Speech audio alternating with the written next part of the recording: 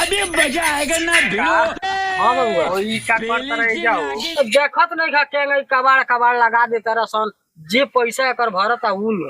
हम सब रही से पूरा तोर घर छान मार ले घाटा थैले नहीं का एगो काम रहलक कौन काम रखा है बबुआ बोला। एमर देख कोहे में लाज लागत है। बस मर जे तू नहीं जब कहबो ना तो हम जानम कैसन आय में लाज के कौन बात बा हो। कहीं हाँ हाँ अच्छा छोड़ा होने हमरा बहुत मजा लाज वाला काम तब काहे खातिर हमरा से कहता रह जब ना कहबो तो जा अपना घर।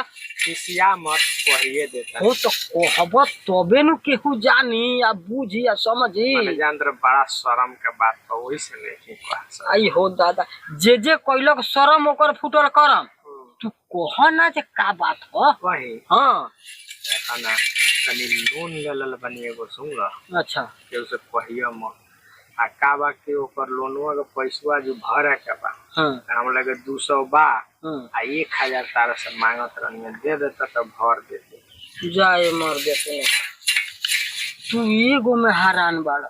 हां हमारा सारा संपत्ति लोन में पड़ता। तू कएगो लोन उठैले बा दूगो तो हम उठौले बानी। इका का भीतरे भीतरे सब लोगो लोन उठैले बा का ओ ओतने हां अरे हौ बिगाड़ू काका देखन बिगाड़ू काका उ तो 3 गो उठौले बाड़े 3 गो हम्म आ घरे हइले नहीं खा ये तो उ लोन वाला परसों आई रहे नु हां माने अगला सोमवारवा के तो उ पंजाब चल गइले आ हुनकर मौगी नहियर चल गइल बिया अब पोतोहिया बिया तो आवला से लोन वाला त गिलगिला के लुका के रह जाले। एमे पूरा गांव लोने पर चलता का हो पूरा गौवा लोने पर रुकल बा।